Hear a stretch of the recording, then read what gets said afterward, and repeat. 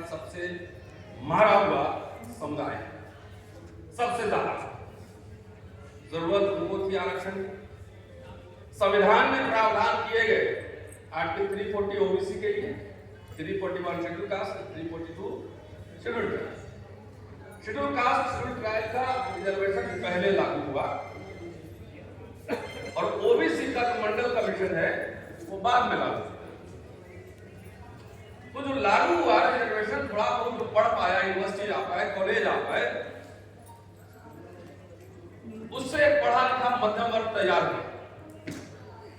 और ये मध्यम वर्ग जो है मनुस्मृति पर हमला था। यह झूठों को गांव का बाहर रखना है, पढ़ाई नहीं होनी चाहिए, धन रखना वर्जित है, शास्त्र पढ़ना तो वर्जित ही है, शास्त्र रखना भी वर्जित है।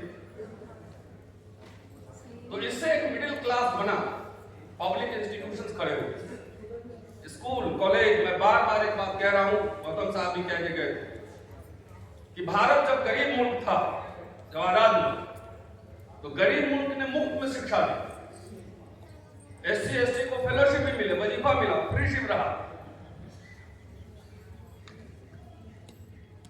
यूनिवर्सिटी IITMs खुले, हम लोग भी फ्री में ही ऑलमोस्ट पढ़ाई कर रहे हैं।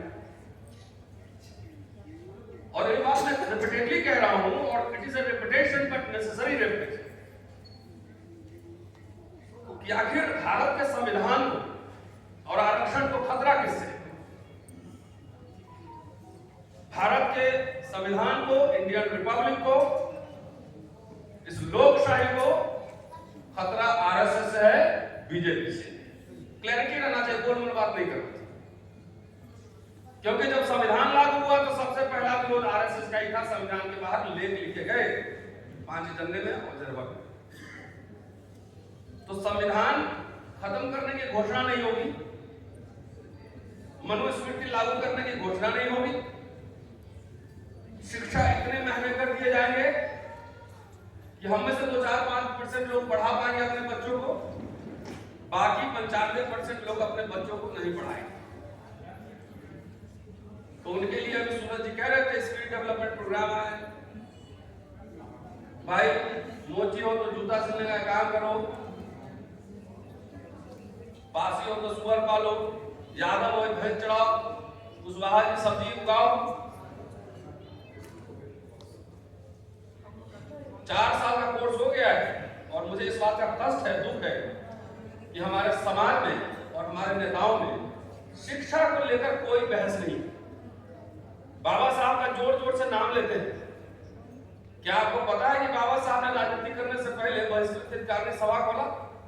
जब गोलमेज सम्मेलन में गए तो वहां नवाबों जमींदारों से सबसे तकरीबन 1347 पाउंड चंदा दिया बच्चों का हॉस्टल खोलने के लिए, पीपुल्स एजुकेशन सोसाइटी बनाया, स्कूल कॉलेज खोलने के लिए, सरकार से 6 लाख लोन मांगा, ब्याज मुक्त लोन, क्योंकि वो पता था कि अम्बेडकर अगर कोलंबिया में, लंदन में नहीं पढ़ पाते तो अम्बेडकर नहीं बनते, सूबेदार बनते बॉम्बे में। तो उन्होंने जानते थे कि एजुकेशन में वो ताकत है जो बेड़ियों को तोड़ेगा। अगर हम लोग ये बोल रहे हैं तो ऐसे नहीं बोल रहे ना, सिर्फ पीछे 30 साल की पढ़ाई है और इसी को महंगा किया जा रहा है, इसी को खत्म किया जा रहा है। जब मैं छात्र था 1000 रुपए में दिल्ली में मैं रह के पढ़ लेता था। आज आप में से कितने लोग हैं जिनको बिहार से या उत्तर प्रदेश से आकर दिल्ली यूनिवर्सिटी में रहे तो उनके बच्चे पढ़ लेंगे, 20,000 रुपए कम से कम खर्चा लगता है। तो आरक्षण खत्म इसमें मैं दलित लीडरशिप को भी बहुत जिम्मेदार मानता हूं। मतलब कोई एक्शन प्रोग्राम नहीं, कोई मैनिफेस्टो नहीं, कोई घोषणा पत्र नहीं, सबको हुक्मरान बनना है। अरे जो मिडिल क्लास, जिस समाज में मध्यम वर्ग नहीं होता है ना, वो समाज कभी नेतृत्व कर ही नहीं सकता, क्योंकि ओपिनियन बनाते हैं इंटेलेक्चुअल्स, पत्रकार, प्रोफेसर्स, लॉयर्स, मिडिल क्लास। ये जो मिडिल क्लास बना था, RSS बीजेपी को पता लग गया कि जो चंदा देता है, वो जो प्रोग्राम हो रहा है, यही मिडिल क्लास बाबू लोग चंदा देता है।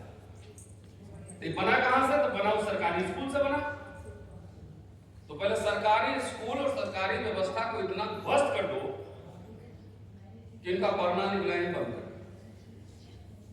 बाकी हमारे जैसे कुछ लोग होंगे, बोलेंगे गिरफ्तारी हो जाएगी, मुकदमे होंगे होंगे होंगे, लेकिन कम से कम जब जंगल में आग लगी थी तो ये कोई नहीं बोलेगा कि हम लोग चुप के कार की तरह घर में बैठे हुए थे। लगातार लड़ रहे थे, लगातार बोल रहे थे और अपने खर्चे पर आपने से लिया नहीं। तो सवाल ये है, आपको ये बात पता है कि 8 लाख रुपए ईडब्ल्यूएस के लिए बेसलाइन। आप में से कितने लोगों को पता है कि पोस्ट मैट्रिक फेलोशिप और schedule caste schedule tribe 2.5 lakh रुपए बेसिस है, लिमिट है कि 2.5 लाख से ऊपर जिसका तनख्वाह है उसको नहीं मिलेगा, और 2.5 लाख से ज्यादा तो आज क्लास 4 एम्प्लॉय की सैलरी है। इसका मतलब है स्कॉलरशिप के लिए वो एलिजिबल नहीं है। आरक्षण को रिवर्स कर दिया गया।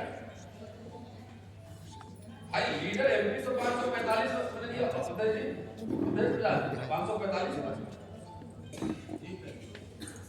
और इंटेलेक्चुअल प्रोफेसर तो लाखों बन सकते हैं ना, लाखों नौकरियां मिल सकती हैं, लाखों लोग, और वही लोग आपको चंदा भी देंगे, वोट भी देंगे, वही लोग चंदा भी देंगे, वोट भी देंगे।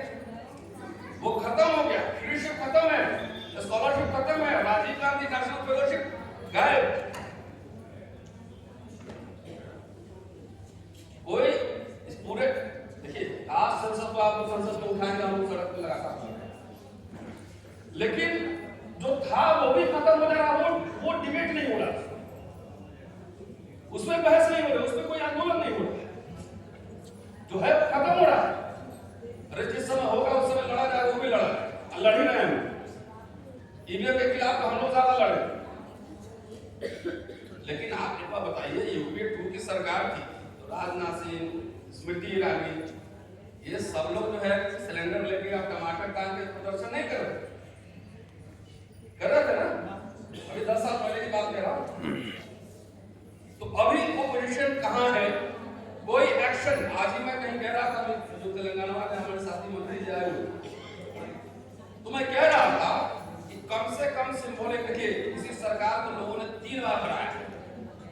SC/ST एक्ट हराया, रोस्टर आंदोलन यूनिवर्सिटी का हम लोगों ने चलाया था, उसमें हारा, और किसानों ने हरा। जब सोशल ऑर्गेनाइजेशन इंटेलेक्चुअल जब ये कर सकते हैं, तो जिनके लाखों करोड़ों फॉलोइंग है, किससे डर रहे हैं? कितना को जेल में, कितने लोगों को जेल में? बगैर लड़े, बगैर हुए तो बच्चा कुछ नहीं मिलता है। बगैर लड़े हुए आप लोग सोच रहे हैं कि सब हो जाएगा, सब कुछ मिल जाएगा, आप कंफ्यूजन में हैं। इतिहास आपको धिक्कारेगा।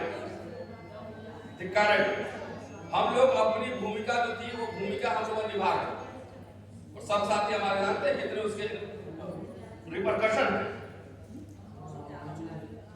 लेकिन सवाल, आप बजट इस बार आया, बजट में हम तो बार-बार बजट दिखा रहे हैं।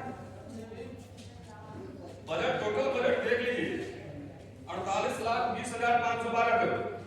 Schedule caste component plan Indira Gandhi शुरू की 1975 में ट्राई के लिए, 1979 में शेड्यूल कास्ट, और उसमें पॉपुलेशन के हिसाब से बजट का प्रावधान। इसमें से मिला है शेड्यूल कास्ट कंपोनेंट प्लान को, वो दूसरे डिपार्टमेंट में चला। अरे हमारे SC/ST OBC सांसद को जाकर पार्लियामेंट में धरना टेक देना चाहिए था। 1,65,493 करोड़, SC 3.43%। ये बार-बार ये कहना जरूरी है। और ST के लिए 1,32,214 करोड़, 2.74%। कोई बहस सुना आपने? हमारे दूसरे मिडिल क्लास के लोग सब नेता बनने का हरभरी, तैयारी करता नहीं, आंकड़ा लाता नहीं, मुद्दा पहचानता नहीं, सब सफेद कुर्ता पैजामा पहन के एमएलए बनना। अगर सही से मिलना होता तो 7,95,384 करोड़ मिलते शेड्यूल का, 3,95,281 करोड़ मिलते शेड्यूल में। क्या ओबीसी लीडरशिप से, ओबीसी का तो सबसे धर्म था कि पहले दलितों की लड़ाई लड़े, दलितों की लड़ाई लड़े। दलित तो लड़ ही रहा है, जाति जनगणना पे लड़ रहा है, ओबीसी आरक्षण पे लड़ रहा, कहां नहीं लड़। लेकिन ये हमारी हो